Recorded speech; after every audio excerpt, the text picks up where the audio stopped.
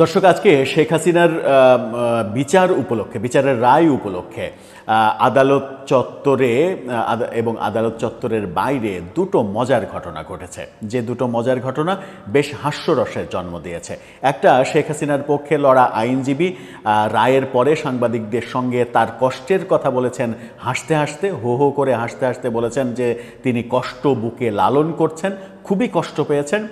এটা যেমন হাস্যকর একটা পরিস্থিতি তৈরি করেছে, তেমনি আরও বড় হাস্যকর পরিস্থিতি তৈরি হয়েছে আদালতের বাইরে একটা কাণ্ডে। সেই কাণ্ডটা কি? সেই কাণ্ডটা হচ্ছে আদালতের বাইরে মাইকিং করা হয়েছে, রিকশাতে মাইক বেঁধে মাইকিং করা হয়েছে শেখ হাসিনার হারানো বিজ্ঞপ্তি নিয়ে। নিখোঁজ সংবাদ দিয়ে একটা মাইকিং করা হয়েছে, যেটা যেমন একটা হাস্যরসের সৃষ্টি হয়েছে। বাঙালির রসবোধ যে মানে চূড়ান্ত পর্যায়ে, বাঙালি যে অনেক বেশি রস সমৃদ্ধ, সেটা এই ঘটনার মধ্য দিয়ে প্রমাণ হয়েছে। যারা শেখ হাসিনার বিপক্ষের মানুষ তারা এটা নিয়ে বেশ মজা পেয়েছে, আবার এই ঘটনা শেখ হাসিনার পক্ষের মানুষদের বেশ ভালোভাবেই বিদ্ধ করবে, এটাই স্বাভাবিক। কি ঘটলো আদালত প্রাঙ্গণে, কিভাবে এই মাইকিং করা হলো, এই ভাবনাই বা কার মাথায় আসলো, এটা মানে একটা রসবোধ হিসেবেই আমরা দেখতে পারি, না এটা এক ধরনের উস্কানি হিসেবেও আমরা দেখতে পারি, সেগুলো নিয়ে আলোচনা করে বোঝার চেষ্টা করি। ছোট করে চলুন, এই ভিডিওতে থাকবেন পলিটিক্স। বলছিলাম আদালত চত্বরের বাইরে মাইকিং, শেখ হাসিনা হারিয়ে গেছেন সেটা নিয়ে মাইকিং হয়েছে। মানে বাঙালি পারেও, মানে বাঙালি সত্যিই পারে, বাঙালির মধ্যে যে রসবোধ, কখনো কখনো এই রসবোধটা বেশ মজা তৈরি করে। হয়তো এই মজার পেছনে কারো কারো কান্না লুকিয়ে রয়েছে, অবশ্যই কান্না লুকিয়ে রয়েছে। এই যে যারা এই রসময় ব্যাপারটা ঘটিয়ে মজা মারার চেষ্টা করলেন, মজা লোটার চেষ্টা করলেন, অন্য আর একটা পক্ষ প্রচণ্ড কষ্ট পাবে এটা যে তাদেরকে নিয়ে হাসি ঠাট্টা করা হচ্ছে। হয়তো তাদের সময় আসলে তারাও এরকম এর চাইতে হয়তো 10 গুণ বেশি হাসি ঠাট্টা করবে। এটাই তো বাংলাদেশ এবং বাংলাদেশের রাজনীতির নিয়ম হয়ে দাঁড়িয়েছে। কি ঘটলো আদালত চত্বরে? যুগান্তরের শিরোনামটা দেখলেই বুঝতে পারবেন। সেখানে একটা রিকশায় 2টা মাইক, সামনে একটা পেছনে একটা। সেই মাইকের ছবি দিয়ে যুগান্তর লিখেছে শেখ হাসিনার সন্ধান চেয়ে মাইকিং।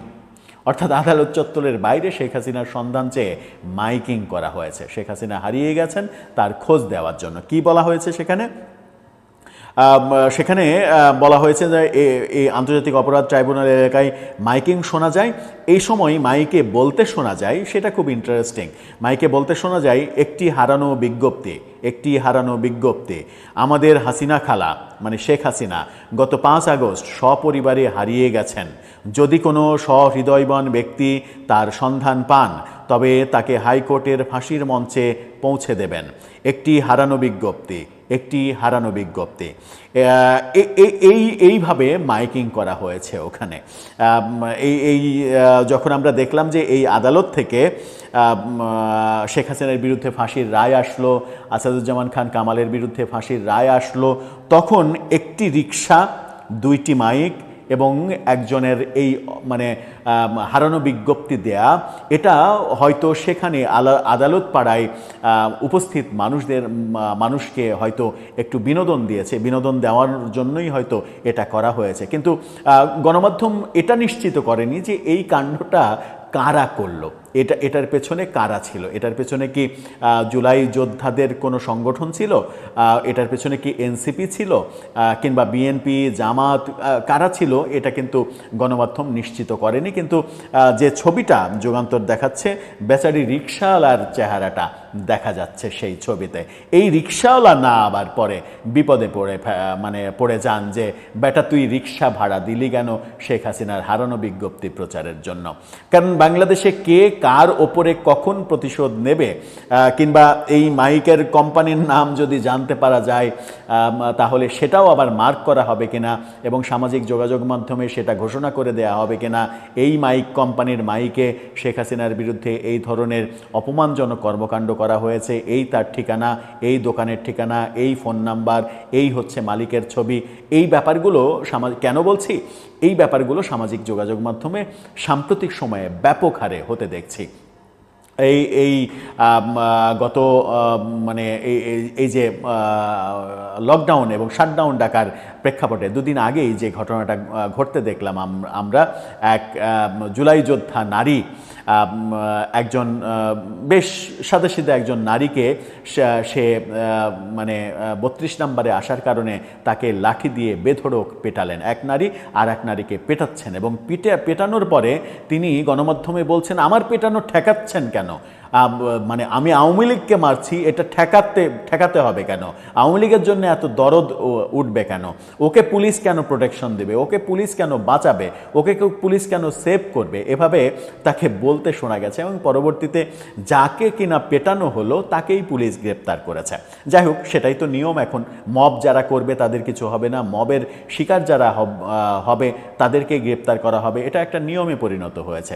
পরবর্তীতে যেটা দেখলাম সেটা হচ্ছে, যেটা খুবই মানে আতঙ্কের, পরবর্তীতে যেটা দেখা গেল যে ওই নারী নেত্রী তিনি এনসিপির সঙ্গে জড়িত, তার বাড়ি নওগাঁয়, তার বাবার নাম কি, তার এনআইডি নাম্বার কি, তার ফোন নাম্বার কত, মানে ডিটেল বাবার নাম কি, মায়ের নাম কি, এটা কি, ওটা কি, কিউআর কোড কি, পুরো এনআইডি কার্ডের ছবি সহ সব কিছু সামাজিক যোগাযোগ মাধ্যমে প্রকাশ করে দেয়া হলো। এবং এই প্রকাশ সাথে আমরা দেখলাম নাসিরউদ্দিন পাটোয়ারির সঙ্গে তার ছবি, সেই ছবি নিয়ে সেগুলো ব্যাপকভাবে প্রচার হচ্ছে। এমনকি আরও ভয়াবহ ব্যাপার হচ্ছে যে তাকে কেন্দ্র করে আরেকটা নারীকে সাথে নিয়ে, নাসিরউদ্দিন পাটোয়ারিকে সাথে নিয়ে এআই ভিডিও বানিয়ে, মানে বেশ কুরুচিপূর্ণ এআই ভিডিও বানিয়েও প্রচার করা হচ্ছে। তার মানে হচ্ছে যে সামাজিক যোগাযোগ মাধ্যমে এই ব্যাপারগুলো যে ঘটবে, কারণ আপনি যদি হিংসা ছড়ান তাহলে আর এক পক্ষ প্রতিহিংসা ছড়াবে, এটাই স্বাভাবিক। এই যে হিংসা এবং প্রতিহিংসার চাষ, এটার বিরুদ্ধেই আমরা সব সময় বলে আসছি যে হিংসার চাষ নতুন বাংলাদেশে, যে বাংলাদেশের স্বপ্ন আমরা দেখছি কিংবা আমাদের দেখানো হচ্ছে, বাংলাদেশ 2.0 কিংবা নতুন রাজনৈতিক বন্দোবস্ত, সেখানে এই হিংসার চাষ এবং প্রতিহিংসা পরায়ণতা এর কোনোটাই আসলে প্রত্যাশিত নয়। যারা নতুন বাংলাদেশের স্বপ্ন দেখিয়ে হিংসার চাষ করছেন তারা যেমন ভুল পথে রয়েছেন, এবং তাদের ওই উস্কানিতে পা দিয়ে যারা প্রতিহিংসা পরায়ণ হয়ে এই ন্যাক্কারজনক কাজগুলো করছেন তারাও খুব মানে মানবিক কাজ করছেন বলে মনে হয় না। এই ধারা যদি অব্যাহত থাকে তাহলে আমাদের ভালো বাংলাদেশের স্বপ্ন অধরাই থেকে যাবে। দর্শক, এ ব্যাপারে আপনার ভাবনা, আপনার মতামত জানিয়ে লিখতে পারেন আমাদের কমেন্ট।